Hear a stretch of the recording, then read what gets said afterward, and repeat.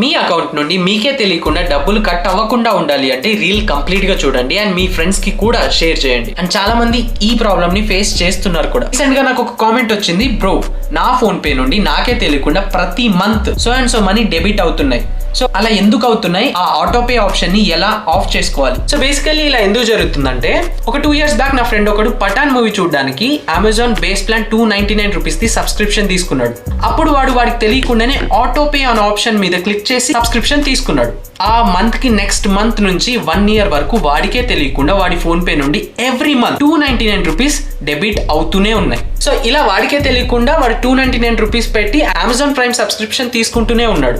So ఇది నా ఫ్రెండే కాదు, మీతో సహా చాలా మంది ఇలాంటి ప్రాబ్లమ్ ని ఫేస్ చేశారు.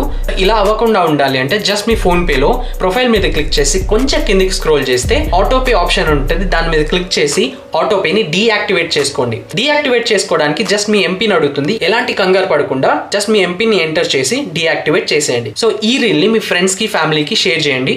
ఎందుకంటే పక్కా మీ ఫ్రెండ్స్ లోనైనా మీ ఫ్యామిలీలోనైనా ఎవరో ఒకరు ఈ ప్రాబ్లమ్ ని ఫేస్ చేసే ఉంటారు. ఇన్ ద నెక్స్ట్ వీడియో ఇలాంటి ఇన్ఫర్మేటివ్ వీడియోస్ కోసం నన్ను ఫాలో చేసుకోండి.